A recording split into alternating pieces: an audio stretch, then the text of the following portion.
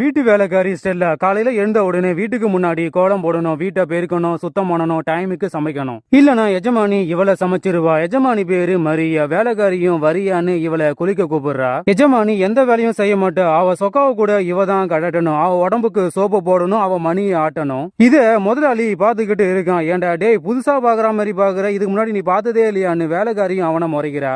எஜமான் பேரு ஸ்டீபன். ஆனா நைட்டுல பொண்டாட்டிக்கு வேலை செய்யும் ஒரு வேலைக்காரன். வேலைக்காரியும் நைட்டு முழுக்க எல்லா வேலையும் செஞ்சு முடிச்சிட்டு படுக்க போற. ஆனா முதலாளியும் எஜமானியும் மேட்டர் பண்ற சவுண்ட கேட்டு வேலைக்காரிக்கு வெறி ஏறுது. உடனே ரூமுக்கு வந்து கண்ணாடி முன்னாடி நின்னு இவங்க ரெண்டு பேரும் எப்படி எப்படிலாம் மேட்டர் பண்ணுவாங்களோ அத நினைச்சுக்கிட்டே இவ தனக்கு தானே பண்ணிக்கிறா. இவளோட கனவுல எஜமானியோட டேடி தான் இவளையும் வளர்ப்பு பொண்ணா வளர்த்தாரு. என் பொண்ணா நல்லா கவனிச்சுக்கொன்னு சொல்லிட்டு அவரு இறந்து போயிட்டாரு. இவளும் அவளை கூட பிறந்த தங்கச்சி மாதிரி தான் பாக்குறா. அதனாலேயே அவளை விட்டுட்டு இவ போகவே இல்ல. ஆனா அவ இவளை வேலைக்காரி மாதிரி தான் பாக்குறா. வேலைக்காரி காலையில எழுந்த உடனே எஜமானியை எழுப்ப ரூமுக்கு போனா ரெண்டு பேரும் அம்மனமா இருக்காங்க. ஓனரோட பேனரை பார்த்த உடனே இவ மிரண்டு போய் வெளியே ஓடி வந்துட்டா. எஜமானியும் வீட்டுக்கு விருந்தாளிங்க வர போறாங்க. அதனால உடனே சாப்பாடை ரெடி பண்ண சொல்றா. விருந்தாளிங்க முன்னாடி இவ அழகா இருக்க. வேலைக்காரியும் இவளுக்கு துணிமணியா மாட்டிக்கிட்டு இருக்கா. இவங்களும் விருந்தாளிகளை இன்வைட் பண்றாங்க. ஆனா வேலைக்காரி விருந்தாளிய பார்த்த உடனே மிரண்டு போயிட்டா. இவன் அடிக்கடி இந்த வீட்டுக்கு படிக்க வந்திருக்கான். அப்பவே வேலைக்காரி இவனை லவ் பண்ணிருக்கா. ஆனா இப்போ இவன் ஃபாதர் ஆயிட்டான். கூடவே இவனோட வேலைக்காரிய ஈத்துக்கிட்டு வந்திருக்கான். ஆனா அவ ஒரு பைத்தியக்காரி. வேலைக்காரியும் மீனை ரெடி பண்ணி முதலாளிக்கு போடுற. ஆனா முதலாளி எனக்கு மீன் பிடிக்காதுன்னு ஆட்டம் பிடிக்கிறான். கடுப்பான வேலைக்காரி மீனை கொண்டு போய் வெளியே கொட்டிட்டா. விருந்தாளிங்க முன்னாடி இவ என் மனத்தை வாங்கிட்டான்னு கடுப்பான முதலாளி பொண்டாட்டிய மடக்கி, நீ அவளை வேலைக்காரி மாதிரி நடத்தாம எஜமானி மாதிரி நடத்திருக்க. அதனாலதான் அவ என்ன மதிக்கவே மாட்டா. இனிமே அவ இந்த வீட்டுல இருக்க கூடாதுன்னு பொண்டாட்டி கிட்ட கத்திக்கிட்டு இருக்கான். இவங்க ரெண்டு பேரும் பேசிக்கிட்டு இருப்பத வேலைக்காரி கேட்டுட்டா. எஜமானியும் இவ ரூமுக்கு ஓடி வந்து என் புருஷன் இன்னொரு வேலைக்காரிய வைக்க போறதா என்கிட்ட சொல்லிக்கிட்டு இருக்கான். நான் எவ்வளவு சொல்லியும் அவன் கேக்குற மாதிரியே இல்ல. நீ இல்லாம என்னால இங்க இருக்கவே முடியாதுன்னு சொல்லி இவ அழறா. மறுநாள் வேலைக்காரி பொட்டி படிக்க பேக் பண்ணிக்கிட்டு வீட்டை விட்டு கிளம்புற. ஆனா எங்க போறதுன்னு அவளுக்கு தெரியல. முதலாளியும் இவ பின்னாடியே ஓடி வந்து, நீ வீட்டை விட்டு போறது என் பொண்டாட்டிக்கு பிடிக்கவே இல்ல, நான் தெரியாம பேசிட்டேன்னு மன்னிப்பு கேக்குறான். ஆனா வேலைக்காரி இவனை மதிக்கவே இல்ல. அவங்கிட்டயே பீடிய கடனா வாங்கி புகைய அவன் மூஞ்சிலேயே ஊதுறா. வேலைக்காரியும் இவளோட முன்னாள் காதலை பார்க்க சர்ச்சுக்கு போற. வேலைக்காரங்க இவளை உள்ள போக விடாம இவ கொண்டு வந்த சாப்பாடை புடுங்கி சாப்பிடுறானுங்க. தடுக்க போன வேலைக்காரி மேலேயே இவனுங்க கைய வைக்கிறானுங்க. அப்போ அங்க வந்த ஃபாதரை பார்த்துட்டு இவனுங்க பயந்து ஓடிட்டானுங்க. என்னதான் ஃபாதர் இவளோட முன்னாள் காதலனாக இருந்தாலும் இப்போ இவனை லவ் பண்ண முடியாது. அவர்கிட்ட பாவ மன்னிப்பு கேட்க வந்திருக்கா. ஆனா வேலைக்காரிகளுக்கு சர்ச்சில் அனுமதி இல்ல. வேற வழி இல்லாம ஃபாதரும் அங்கேயே அவகிட்ட பாவ மன்னிப்ப கேக்குறாரு. இவளும் எங்க டேடி என்னையும் அவளையும் ஒரே மாதிரி தான் வளர்த்தாரு, என்ன வேலைக்காதல் மாதிரி நடத்தாம படிக்க வச்சாரு. ஆனா அது அவளுக்கு பிடிக்கல. அவளுக்காக என்னோட வாழ்க்கையை நான் அர்ப்பணிச்சிருக்கேன். ஆனா அவ புரிஞ்சிக்கல. நான் அவளை கூட பிறந்த தங்கச்சி மாதிரி தான் பாக்குறேன். ஆனா அவ என்ன வேலைக்காதலி மாதிரி தான் நடத்துறா. அதனாலேயே அவளுக்கு பசங்க இல்லன்னு இவ சொல்லிக்கிட்டு இருக்க. ஃபாதரும் உனக்காக இல்லனாலும் அவளுக்காக நீ அவ கூட தான் இருக்கணும்னு புத்திமதி சொல்லி அனுப்புறாரு. அப்போ அங்க வந்து எஜமானி வீட்டுல வேலை செய்யாம நீ இங்க என்ன பண்ணிக்கிட்டு இருக்க, நான் ஃபாதரை பார்க்க வந்தேன்னு சொன்ன உடனே இவ வேலைக்காரிகளை உள்ள அளவே பண்ண மாட்டாங்களேன்னு சொல்லிருப்பாங்களேன்னு கலாய்க்கிறா. வேலைக்காரியும் காண்டாயிட்டா. முதலாளிக்கும் எஜமானிக்கும் பசங்க இல்ல. அதனால ஒரு பையனை தத்தெடுத்து வளர்க்குறாங்க. ஆனா அவனுக்கு இவங்க கூட இருக்கவே பிடிக்கல. இவனை தேடிக்கிட்டு இவனோட டேடி மம்மி வருவாங்க. அதனால இவனை போலீஸ் கிட்ட புடிச்சு கொடுத்துடலான்னு முதலாளி சொல்லியும் எஜமானி கேட்கல. எஜமானியால அந்த பையனை கண்ட்ரோலே பண்ண முடியல. வேலைக்காரியும் உதவிக்கு போனா உன் உதவி எனக்கு ஒண்ணு வேணான்னு வேலைக்காரியை அடிச்சு துரத்துறா. வர வர எஜமானியோட அட்டகாசம் இவளால தாங்கவே முடியல. உடனே ஃபாதர் கிட்ட ஓடி வந்து அவ அடிக்கடி என்கிட்ட சண்டை போட்டுக்கிட்டே இருக்கா. நான் இல்லன்னா அவளால சமைக்க முடியாது, துணியை துவைக்க முடியாது, அவ மணியை ஆட்ட முடியாது, என்னோட அன்பை அவ புரிஞ்சிக்கவே மாட்டான்னு ஃபாதர் கிட்ட கத்திக்கிட்டே இருக்கா. ஊர்ல திருவிழா. இவங்க அங்க போறாங்க.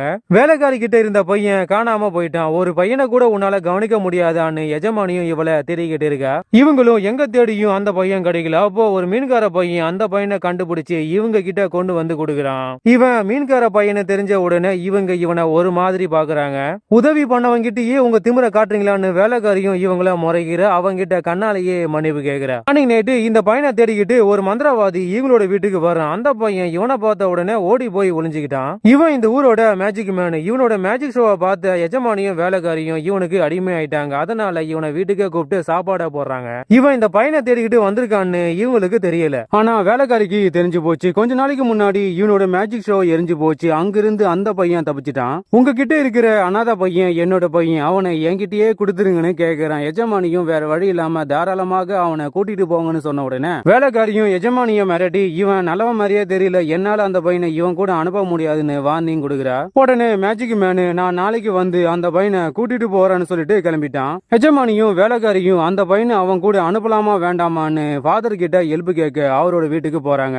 ஆனா ஃபாதர் வீட்டில் இல்ல, அவரோட வேலைக்காரி வீட்டையே அலங்கோலமா வச்சிருக்கா. ஆனா எஜமானிக்கு இங்க இருக்கவே பிடிக்கல. உடனே இந்த வீட்டை ரெடி பண்ணி ஃபாதருக்கு சாப்பாடை ரெடி பண்ணுன்னு வேலைக்காரிக்கு ஆர்டர் போடுற, அவளும் செய்யறா. அங்க வந்த ஃபாதரும் இவளுக்கு உதவி பண்றாரு. ஃபாதரும் இவளை லவ் பண்ணிருக்காரு. ஆனா எஜமானி கெடுத்துட்டா. சில வருஷத்துக்கு முன்னாடி வேலைக்காரி ஃபாதரை லவ் பண்ணிக்கிட்டு இருப்பது எஜமானிக்கு நல்லாவே தெரியும். இன்னைக்கு அவர்கிட்ட உன்னோட காதல சொல்லுன்னு இவளை பீரோல ஒளிய வச்சுட்டு ஃபாதரு அங்க வந்த உடனே வேலைக்காரி எங்கன்னு கேக்குறாரு. ஆனா எஜமானி அவ இங்க இல்லன்னு சொல்லி இவருக்கு உமா கொடுத்துட்டா. வேலைக்காரியும் மிரண்டு போயிட்டா. இவளை பார்த்த ஃபாதரும் இவளுக்கு துரோகம் பண்ணிட்டுமே நினைச்சுக்கிட்டு ஓடி போயிட்டாரு. ஆனாலும் வேலைக்காரிய இவர் இன்னும் லவ் பண்ணிட்டு தான் இருக்காரு. வேலைக்காரியும் இவரை லவ் பண்ணிக்கிட்டு தான் இருக்கா. எஜமானியும் ஃபாதர் கிட்ட ஓடி வந்து இனிமே உங்களோட வீட்டு வேலைகளை என்னோட வேலைக்காரி செய்வான்னு ஆர்டர் போட்டுட்டு கிளம்பிட்டா. மறுநாள் ஒரு போலீஸ்காரன் இவங்களோட வீட்டுக்கு வந்து இந்த ஊரோட மேஜிக் மேன் ஊர்ல இருக்கிற பொருளை கொள்ளை அடிச்சுக்கிட்டு போயிட்டான். போலீஸும் அவனை தேடிக்கிட்டு இருக்காங்க. நேத்து நைட்டு அவன் உங்க வீட்டுக்கு வந்திருக்கான். அவன் மறுபடியும் உங்க வீட்டுக்கு வந்தா எங்க கிட்ட சொல்லுங்கன்னு சொல்லிட்டு கிளம்பிட்டான். உடனே எஜமானியும் எஜமானும் இனிமே இந்த பையனை நம்மளே வளர்க்கலான்னு இவங்க முடிவே பண்ணிட்டாங்க. மீன்கார பையன் வேலைக்காரிய மடக்கி உன் எஜமானிக்கு நீ சம்பளமே வாங்காம வேலை செஞ்சுக்கிட்டு இருக்கு, அவகிட்ட சம்பளத்தை கேளுன்னு சொல்லிக்கிட்டு இருக்கான். கடுப்பான வேலைக்காரி அவ என்னோட முதலாளி இல்ல, அவ என்னோட தங்கச்சி, அவகிட்ட வேலை செய்ய நான் ஏன் காசு கேட்கணும், அவ ராணி மாதிரி தான் என்ன வச்சிருக்கா, உன் வேலைய பாருன்னு சொல்லிட்டு கிளம்பிட்டா. மறுநாள் போலீஸ்காரனுங்க எஜமானியோட வீட்டுக்கு வந்து இந்த ஊரோட மேஜிக் மேன் ஊரையே கொள்ளை அடிச்சுட்டு போயிட்டான். அவங்கிட்ட ஒரு பையன் இருந்திருக்கான். அந்த பையன் உங்ககிட்ட இருக்கிறதா எங்களுக்கு தகவல் கிடைச்சிருக்கு, அந்த பையனை கூப்பிடுங்க, நாங்க பாக்கணும். இவங்களும் பையனை கூப்பிடுறாங்க. ஆனா வந்தது வேற பையன். இவங்க பையனை மாத்தி வச்சுட்டாங்க. இந்த பையன் அந்த பையன் இல்லன்னு புரிஞ்சுக்கிட்டு போலீஸ்காரங்களும் இவங்களும் மன்னிப்பு கேட்டுட்டு அங்கிருந்து போயிட்டாங்க. இவங்க போலீஸையே ஏமாத்திட்டு அந்த பையனை மறைச்சு வச்சுட்டாங்க. இனிமே அந்த பையனை நம்மளே தத்தெடுத்து வளர்க்கலான்னு இவங்க முடிவு பண்ணிட்டாங்க. எஜமானிய பார்க்க ஃபாதர் வீட்டுக்கு வராரு. இவங்க ரெண்டு பேரும் பேசிக்கிட்டு இருப்பத வேலைக்காரி பாக்குறா. கொஞ்ச நேரத்திலேயே ஃபாதரும் எஜமானியும் கட்டுப்பிடிக்கிறாங்க. இத பார்த்து வேலைக்காரி மிரண்டு போயிட்டா. இவங்க ரெண்டு பேருக்குள்ளயும் இன்னும் தொடர்பு இருக்குன்னு இவளுக்கு புரிஞ்சு போச்சு. மீன்கார பையன் வேலைக்காரி கிட்ட ஓடி போய் நான் உன்னை காதலிக்கிறேன், நீ என்ன காதலிக்கிறேன்னு எனக்கு தெரியும், இன்னும் கொஞ்ச நாள்ல நான் அமெரிக்காவுக்கு போக போறேன், நீ என் கூட வந்தா அங்கேயே ஒரு குடும்பத்தை நம்ம நடத்துவோம்னு சொல்லிக்கிட்டு இருக்கான். ஆனா வேலைக்காரி என் எஜமானியை விட்டுட்டு என்னால உன் கூட வர முடியாதுன்னு சொல்லிட்டு ஓடிட்டா. மறுநாள் எஜமானியும் முதலாளியும் சொந்தக்காரங்களை இன்வைட் பண்ணி ஒரு அனாதை பையனை இனிமே நாங்க தத்தெடுத்து வளர்க்க போறோம்னு சொல்லிக்கிட்டு இருக்காங்க.